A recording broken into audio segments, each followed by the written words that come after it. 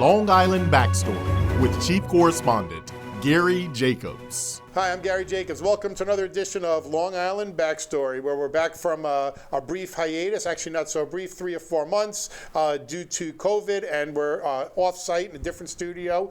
We normally shoot at the Cablevision All-T Studios over in Hop Hog, but they're using the COVID as an excuse to close the studios, which is just a ridiculous excuse. But like many people, businesses out there, they're using that as an excuse to save money, even though they didn't reduce anybody's cable bill or anything like that. Anyway, tonight I have actually our producer, Andrew Herzman, is going to be the guest on the show. And this is his second time coming on the show talking about the red light cameras. And Andy's been a real warrior in fighting it. You know, there's a lot of attorneys who are out there trying to fight it legally. Andy tried to get as knowledgeable as he could. And when he got his red light ticket, I think is this the second time? You 2 incidents with No, just one. Just the one. Okay, and he went to court and fought it, but you know he's seen people on our show, got a lot of pointers, and you know what? He's a real fighter. And when he was telling me the story about what he did in the court, I thought it was a great story. And not only it makes for good TV, but I also want to embarrass this quote unquote judge for the way he handled himself in the, I'll use the air quotes, courtroom, and we'll talk about that for a minute. So Andy, welcome to Long Island Backstory. Thanks for having me. Nice to be on the other side of the camera, right? Yeah, once in a while, you know, when it's a good cause, I'll speak up. So now when you do the editing, you'll be editing yourself. So there you go. Well, we'll try not to edit. I'll leave everything in. Make yourself look good. So Andy, Sure. tell us about the what happened with the red light cameras. Tell us about what happened with that. All right. Well, before I even get into that, I just wanted to mention, like, you know, these red light cameras. A lot of people, you know, look at them and have things against them. And there's one thing that no one I've ever heard before, but I hear it a lot. You know, people say, you know, when they're approaching an intersection and, you know, that flash goes on and people don't know if they're getting a ticket or not, you know, and it's kind of strange because sometimes you do, sometimes you don't. But I call it psychological, like, you know, torture, because people go home and they lose sleep over it because it's like, oh, am I going to get a fine or not? You know, and you don't know right away because you got to wait until it comes in the mail. And, you know, I think it's just not fair. It's like, you know, at least with a police officer, you know right away you got your ticket, you know. But this is just like... It's like PTSD because, and listen, and you know, we've talked about this, that, you know, to some extent this is a tax on the poor. To a large extent it is. Yes. Because if you're making, whatever, $300,000 a year, and you see that flash go off, you might say, ah, shit. It's going to cost me $150, $200. It sucks, but it is what it is. But if you're living paycheck to paycheck, like many people on Long Island, and as you said, you see that flash for the next 3 weeks or a month, you're waiting to see in the mail if you got that ticket or not. And sometimes you do. Sometimes it's not for you. I don't know why they flash sometimes, but I've felt what you're talking about. Yeah, and a lot of people I talk to, the same thing happens to them, and, you know, they're all terrified. And it's like, oh no, you know, and it's not fair because it's like people worry, have enough worries, and now you got that to worry about too. It's just come on. And then on top of it, you know that it's not going to be fair either, because I think if a policeman pulls you over and you get a ticket, number one, you get a chance to get due process, right? Well, that's you know in the back of your mind, well, I could always go to court, and I could confront the police officer. Sure. Even if I did it, I could go to the court and I could tell the judge, I just can't, I'm on whatever, social services. Right. I just lost my job. Right. And I can't afford this ticket. Many times the judge would say, you know what, I'll reduce it, I'll make it commensurate with what you could afford. Maybe you're saying I was on my way to a funeral, I was on my way to a hospital, I had a bad day at work. You know, there's human feelings in there. With the red light camera, well, that's the one reason why I'm upset about this, because there's, you know, even in the court, they don't treat you like a human being. You know, their standards are, you know, 1/10 of an inch over the line, or, you know, 1/10 of a second. You know, I mean, nobody's perfect. We're not robots. How is that? You know, that's not safety. You're punishing people for not being perfect. Right. That's ridiculous. Absolutely. You know, no police officer would give you a ticket for that. Right. Or rolling over the line. You know, you stopped a foot over the line, yeah. Or you didn't stop. You know, you rolled to 1 mile an hour. Yeah. And you didn't come to a total stop. Yeah. 2 in the morning, Right, when right. there's nobody else on the road. I mean, how is that safety? It's obviously a gotcha thing. It's like, and they even admitted it. It's like, the judge there, so-called judge. Well, we're gonna get back to that, but just getting into the legalities of it's and for the people who are watching, and I've been to some of these hearings, and I remember somebody got up and said, well, if you don't like it, don't go through red lights. And my answer to that was, you know what? That sounds good, but why don't we do this then? Why don't we have everybody's car come from the factory equipped with all this machinery that if you go 56 miles an hour in a 55 mile an hour zone, a light comes on your dashboard and you just swipe your credit card, 150 bucks. It's going to come to that. Or if you're driving down the road and all of a sudden you swerve a little bit out of your lane, reckless driving, that'll be a $50 credit card swipe. Absolutely. You're in a 30 mile an hour zone and you go 30 and 1/10 of a mile, right? Because that's what we're looking at, not 31. Right, exactly. 30 and a half miles. Yep. Boom, that's another 100. So that's ridiculous to say. It is. That, and I think even police would say there's a discretion, right? Like, on the expressway, if you're going 60 miles an hour, you're not going to get a ticket for going 60. Right. You're going to get it for going 66. I think usually I say 10 miles. I don't know what the number is, but certainly you're not going to get it for going 57, 58, 59. So you're certainly not going to get it going 50-something miles an hour. So that leads us into where you are. So where were you when you got this ticket? Yeah, so I was at the corner of Route 110 and Conklin Street in Farmingdale. Okay. And did you know there was a camera there? Yeah, actually I did. And the thing was, there was this truck, and it was actually swerving and blocking my view. And when the view was unblocked, the light was already yellow. So I had no idea how long it was yellow. And I was already going pretty fast, and I figured, oh well, it's yellow. I'll make the right real quick. And yeah, lo and behold, it just got me. And I didn't even think I was going to get a ticket for it because it was so close. And but yeah, all right. So they sent you got me the video and you look. Now, could you see the truck in the video? See, that's another thing. You can see the truck in the video, but you don't see it swerving into my lane because that happened before. So if they can't see it on camera, they don't count it as evidence. And I'm like, well, how are you supposed to defend yourself? And also evidence is testimony, right? I mean, in a rape case, there's, if a lot of times there's no evidence. Maybe there's DNA, or a physical abuse. There may be no evidence, so you go by testimony. It should be evidence. So you get your subpoena, your summons in the mail. Right. You sent it in, but not guilty. Yeah, I sent it in, not guilty. I figured, oh well, because I've gone to traffic court before. Especially I'll give kudos to the courthouse in Village of Farmingdale. I went there for a parking ticket, and they gave me due process. The police officer was there. I was able to, ask him questions. I was able to testify myself, and we were all sworn in, and it was a real, due process. People got up when the judge walked in. He was wearing a robe. He was a real judge, and they even gave me for just a $20 parking ticket. They gave me over 20 minutes to present my case. So I'll give him credit for that, even though I was found guilty, whatever. I mean, I don't agree with it, but I got my due process at least. But in this case, I mean, let me just read real quick from their website, like how this is supposed to happen, right? It says your trial, all right? So it says the GHO, which is Judicial Hearing Officer. It's not even a judge, okay? Which we're going to talk about that too. Yeah, so it says, he will listen to sworn testimony from the police officer who will explain why you were given the ticket.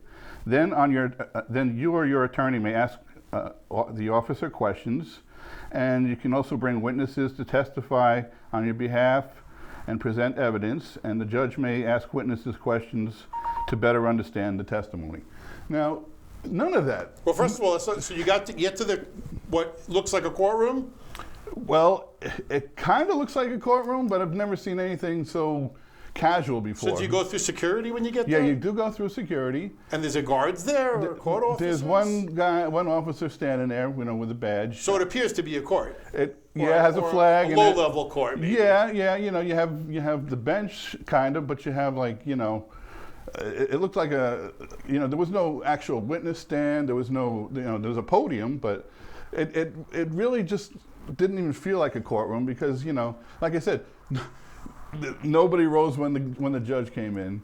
He wasn't wearing a robe. The thing, all rise, the honorable. Yeah, all, none of that. None of that. Nobody was sworn in whatsoever. So, Okay. you know, I mean, that's standard procedure, isn't it? I mean, you know, so you're thinking like, what is this? You know, Kangaroo court. Yeah, But so- it's so- some type of court. yeah. So I'm thinking, well, this is just a hearing. There's not a real trial going on here because what's going on? You know, this is so super casual. Then I think you go in, and then the judge gives, or the person up there who's the JHO, Judicial Hearing Officer, gives his spiel, right?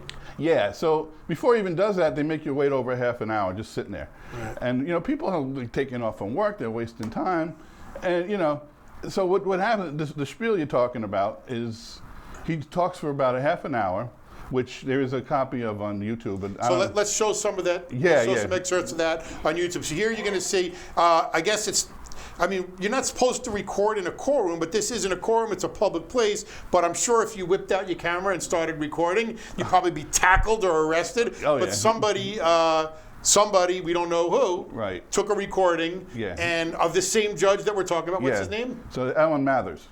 What is it? Alan Mathers. Alan Mathers. So Yeah. and we'll show his picture on here also. So Alan Mathers is the one that you had that we're going to talk about. And here's a recording of a little bit of his spiel. The law defines, and that is what is incorporated into 1111B, which is incorporated into the local law involving traffic cameras, how long you have to stop. It's defined to stop as the complete cessation of movement. A number of people come in every week and tell me, Your Honor, it was abundantly clear. I looked to my left, I looked to my right. There was no one for 10 miles in either direction, nobody behind me. And I just slowly crept through the light, or I moved at a half a mile an hour. I went through the light, and because it was safe, you can't take the law into your own hands. The law says you got to stop. There's got to be the complete cessation of movement. If I see that complete cessation of movement, it's dismissed. If I see the car moving, if I see the shadow of the car moving, if I see those expensive wheel covers you paid for moving, I can't dismiss it. I tell people, just as you can't be almost pregnant, you can't almost stop. You either are or you aren't. You either stop or you don't stop. Okay, so is this the same thing? Is this the same speech you got? Is you like reading it? Yeah. So if you know, you go online and see it on YouTube for yourself, the whole thing, because basically what he's doing is just telling everybody, listen, if this is your defense, forget about it. It's futile. Don't even bother coming to the judge and explaining it because we're going to reject it automatically. Right. What kind of nonsense is that? Everybody has a right to present their case. You can't just say, hey, you know what? If I already made my mind up before. Yeah, exactly. If you say this, forget about it. You're already guilty. So it's like, come on, people have give people the due process at least. Don't, So he had a long list of all kinds of stuff. It's like, well, if you think it's, an uncalibrated camera, if you, and a long list of things that like people normally have a defense, use as a defense. Right, of course, the normal things. Yeah. He's basically telling you when you go in, there's nothing I haven't heard, and I'm going to find you guilty because every one of those is not true, which is ridiculous. Right. So that right away is like, what is this nonsense, Right. So unfortunately, more than half the people after hearing that, they get up and they pay their fine and they leave. And I'm like, wow, what a waste. They came in, they took off from work, they came in to vend themselves, and this is what they get. That's not due process. Absolutely. How are they allowed to do? It's just unbelievable that this is going on in this country, So after that, then he gets up again to have his coffee, okay, because he can't function without his coffee. And he makes people sit there again, waiting, at least a half an hour, maybe even an hour. He probably loses some people. Yeah, because now people are looking at their watches Right. like, it's been over an hour now. Right, and they got all these people who are going to get up and... Yeah, and a lot of people are talking amongst themselves like, well, gee, maybe I shouldn't do this because, it's I kind would of... say, why not do it? You got nothing to lose, right? Well, that's the thing. It's like you have a right to do it. Yeah. Why are you being intimidated? And it's just not right. It's just people have a right to go and present their case. So it drives me crazy because, this is America? Unbelievable. So, okay, so then he finally comes back, right? And I happen to be the first one. So I stand up to the podium, and it's amazing because they have this big, giant television monitor, and they're showing you the video over on a loop, over and Of over your- and of over. your, Yeah, on a big giant screen, right? So it might as well just be a big giant sign that says guilty, guilty, guilty. Right. You know, so As if that cannot be edited. And a case in point, Yeah. this desk is not a real wooden Well, desk. there you go. We're not in a real studio. Exactly. We could put Paris, we could put any place in the world Right. in our background right now, Right. and you would swear that we're there. Yeah, exactly. So, well, that's the thing, because I happen to be, a video expert, and I could literally, edit a video that makes it look like you went through a red Now, light. we've talked about this. Yeah. You could take if we feel like doing it, which maybe we'll do. Yeah, we can I'll show get it a on picture the- of this guy's car, Yeah. and we can make it look like he's going through a red light Right, camera. right. Well, I'll show an example of how it's done, because it's really that simple. And I'm not saying they're doing that, but what if they it did? can be done. Yeah, it can be done. And what if they did? What is your defense? So let's just go back. So you mentioned you're a video expert. So it's not like somebody going in and saying, "Oh, it's calibrated." You are an expert. You teach this in college. Right. So you could actually testify. It says you could bring witnesses. You could testify as an expert witness. Right. When I doubt the judge is an expert. Well, he admitted he wasn't an expert. I even asked him. I said, you're talking to an expert, and and I was asking him about frame rates, and he insisted it was 30 frames. But did he say somebody? You asked him how he knew? Yeah. So I go, how do you know it's 30 frames? And he goes, oh well, someone, that's what they tell me. That's what he. Which it's we like, don't hear. That's hearsay. That's hearsay. It's like anybody can tell him anything, So I was just like, I wanted to argue, because it's like normal video is 29.97 frames, not 30, which makes a difference. It makes no sense at all to even allow this in when they don't even know. Well, you said calibration. Think about it. I asked him, are these cameras calibrated? He said, oh, well, they reset them, like a computer every day.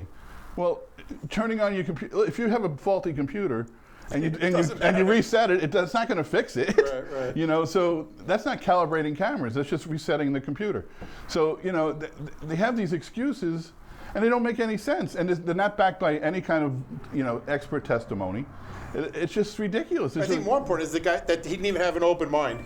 He wasn't open to listen no. and say, Mr. Herzman, explain to me why this is not, why this is a possibility. Right. Because really, what's the burden?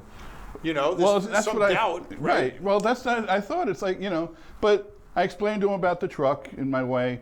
I explained to him, about all this. I made all these different arguments, and he just said, "Oh, you're lying. You're lying." He actually called you a liar? Yeah, he called me a liar. I have it. I have the transcript. I'll show that too. But it's like, based on what? Based on what? Where's your evidence that I'm a liar? It's like I gave you a legitimate I think excuse. you just pissed him off.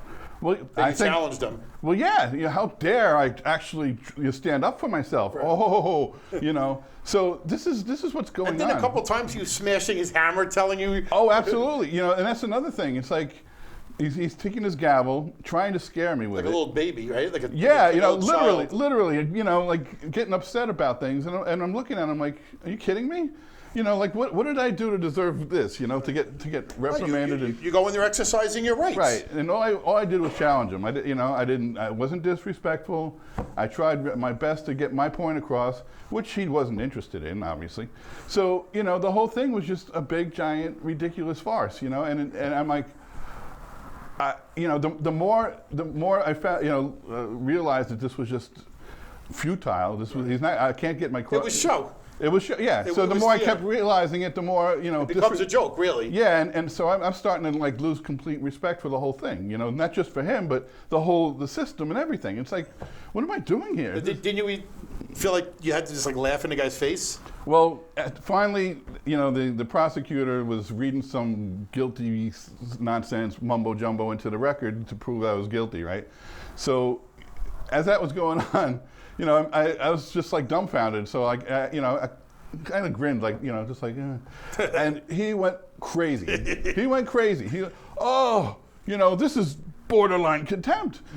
Which he can't even hold you in contempt because he's not a judge. Well, that's another thing, because I'm thinking about, what do you mean borderline? It's like either I'm in contempt or not. Right. You can't just, Well, you were in contempt by 1/10 of a second, maybe. You were 1/10 of a second away from being in contempt. Well, something. I kind of looked it up, and somewhere I read, I'm not a lawyer, I'm not sure if this is true or not, but I read on the internet that the only way he could really find me in contempt was he would actually have to go get a real judge to come down and make it official. And so he couldn't do it himself. But what would be the law that you were breaking? You stick, or was your facial expressions contemptuous? Well, that's what I'm saying. Again, we're getting You're punished. human. Again, you're being human. Yeah, if somebody acts like an ass. Right. I'm getting punished for You being laugh. a human being. That's a normal response, So again, it just drove me crazy. Like, okay, I'm being treated like a robot. I can't express any of my emotions even. I can't do, I can't present anything. It's like, what am I doing there? It's just, I really was, so fed up with the whole place. I just wanted to get out of there. And, at one point even, I was nervous. I put my hand in my pocket, and the court, the officer, he's yelling at me, "Take your hand out of your pocket!" So, and I'm like, oh my God, another crime! It's like what else can I do? Contempts. Yeah, it's like, okay, so I can't smirk, I can't put my hand in my pocket, I can't present my case. By the way, you went through the metal detector. Yeah, so it's not like you're going to whip out a gun or a knife. So you're so intimidated. You're so, I'm just a person trying to defend myself from a ticket. Unbelievable how they treat this people. is the problem, because this is why people who they say all people have no respect for police or for the judicial. And this is why. When you go in, some people, this may be their own. You have more experience because you've worked for Court TV and you go in for Long Island Backstory. Sure, so you've seen some of these horrible judges in Long Island in action. Oh yeah. But if somebody didn't know and they went in there for the first time thinking, you know what, I'm going in, I'm going to get due process, and they get treated like that, this is how they get contempt and lose all respect for the system. Not just that judge, because they go, you know what, the whole system is bad. Because why is the county allowing this ass to sit there? Exactly. When he's a freaking puppet. His job is to sit there and find everybody guilty. Did anybody get found not guilty that night? Well, since I was the first one, I don't know. But I would like to find out statistically how many people actually get off. I mean, I think they're letting a couple of like veterans off or things like that. So it's not like 100%, but it's got to be like in the 90s for sure. And it's just unbelievable how this is being handled, And it's really, like you said, if you went in and said, look, I was following, if I would have jammed on my brakes, possibly, you don't have you have a split second, like a cop has to think. So the guys, all of a sudden you look up, the light's yellow. The safest thing to do, and I don't know what the traffic law is, but I would think that you should do what's safe. I mean, if a car is coming towards you, and the light is red, and you swerve to avoid doing a head-on collision, would you get a ticket for going through a red light? I would think they would say, he saved his life. Well, that's the thing. You can't, with a police officer, you could actually explain to the police, like, hey, listen, this is the circumstance, this is why it happened, and they have discretion. They can say, well, they'll give you a warning, whatever. In this case, they won't even plea bargain. They will not even, you can't even get a lower fine. Which is, I think, is a really big issue. And it's another reason, which is funny because the Democrats are the ones who put this whole thing forward, right? And I'm not to say this is a bad, but it is a Democrat issue because they're the ones who put this program forward and supported it. Supposedly, the Democrats were supposed to be the party of the people, and they're the ones who look out for, the poor, the average person. Well, if you're an average person, bail is set based on the person's ability to pay. Bernie Madoff wouldn't go to jail and get a $500 bail. He gets millions of dollars because it's got to make a difference. And if there's no discretion, how is that equal justice? Again, with somebody, I've had people who came to me and said, I'm living paycheck to paycheck. I have no money for food. And I told the judge, if I pay this fine, I don't eat. Exactly. And the judge, like he's being God, he's this great person, I'll give you an extra month to pay. Yeah, that's what they asked me too. They said, oh, can you afford it? And I said, no. And they go, oh, well, we'll give you, payments. And I'm like, oh, gee, thanks for giving me the, that's, what a nice favor. Right, but how about saying, you know what? Listen, you can't afford. I mean, show the guy. Look, how much do you make, sir? Well, I'm disabled. I'm on social services. I just lost my job due to COVID, and I have no money whatsoever. Here's my bank account. And the judge said, you know what? Give me $20. To a person, $20. It is a lot of money at some points in their life. So this is totally unfair. It's a tax on the poor. I call it cruel and unusual in certain cases. Because again, if 100%. You're taking food out of people's mouths, and it is on Long Island. Oh yeah, I think it's common. Oh, absolutely. So it's disgusting what's going on here, and I I can't take it anymore because all these poor people going in there, taking off from work, expecting due process, and it's not happening. And I hate to like bring in like extreme situations, but I really believe that the people on the Nuremberg trials got better due process than what I got that day. Right. Literally. At least send out a letter and say, listen, we got you on the thing. You're saying that you didn't do it, but when you come to court, we're not going to give you due process. Right. We're going to ignore everything you say. Right. You're not going to get to look at the records. Right. And we're going to abuse you. Right. But if you want to come. And I just said anybody watching, as many of these advocates, Hector Gavilia, Stephen Ruth, Dave Ramundi, I don't want to miss anybody, Corey Morris. Yeah. You know what? Go fight it, because if everybody fights it, the system will collapse. And those people who were there that walked out, screw it. You're already there. You can't get more. Get up there. Right. Get your pound of flesh. Have a little fun with it, I guess. Everybody's afraid, and I don't know why. Because when this is amazing. Every time I look at this further, I go, wow, they have absolutely no power at all. I asked him, I said, what happens if I don't pay?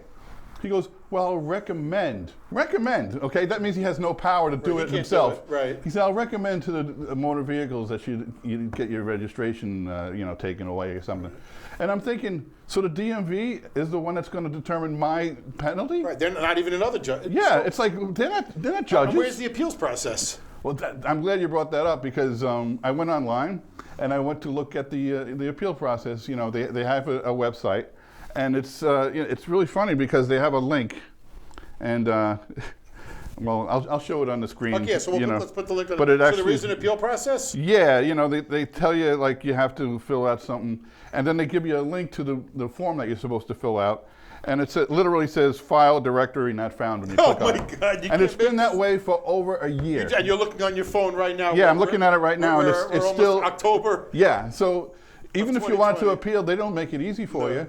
It's like, oh, sure, I'll just fill out the form. Well, where is it? I mean, I don't know if this is intentional or not, but it's not there. Unbelievable. I mean, how are you supposed to get the form if it's, So go fight it, get educated, get some of these. I say go online, Google it, find out some of the defenses, and at least make the argument. Maybe one day it'll end up in a higher court, and they'll find it unconstitutional, and you get your money back. Well, something, I don't know why this is going on so long. I mean, this is literally blatant. Money, that's why. Yeah, but come on. Where's the ACLU on this? Right. Where this is blatant, not, holding people's due process, like, away from them.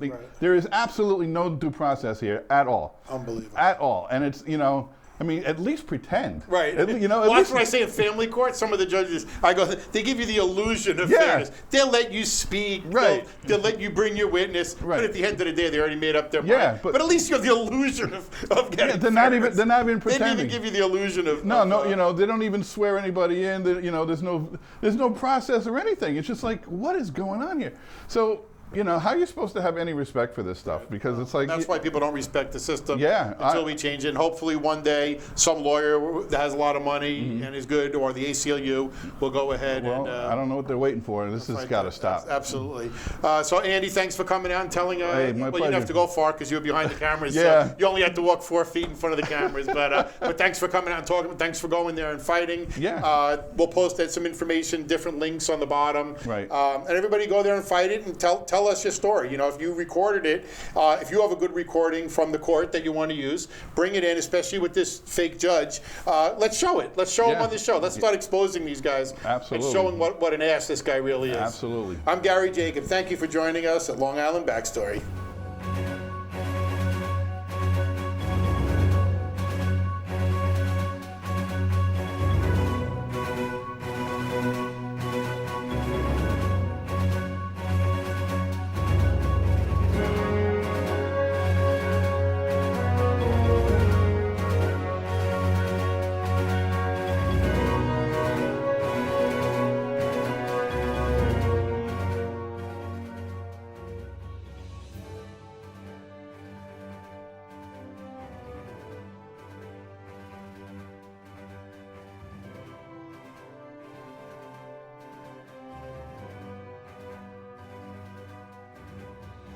Long Island Backstory is made possible in part by Americans for Legal Reform, the oldest, most successful legal group in the world. P.O. Box 2679, Huntington Station, New York 11746. Telephone 631 421-6390. Website, Americans, 4, legalreform.com.